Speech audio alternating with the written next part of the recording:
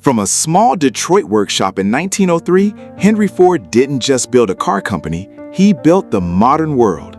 His vision wasn't just about cars, but mobility for everyone. The legendary Model T, introduced in 1908, was the first step. The true revolution came in 1913, the moving assembly line. It slashed production time and costs, putting the Tin Lizzie within reach of ordinary families. Ford also introduced the $5 workday, creating a middle class that could afford the very products they built. Over the decades, Ford became a cultural force, producing icons like the rugged F-Series truck and the legendary Mustang.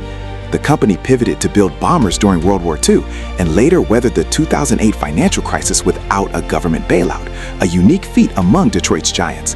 Today, Ford is reinventing itself once again, charging into the electric future with the Mustang Mach-E and F-150 Lightning, proving that the spirit of innovation is still driving the road ahead.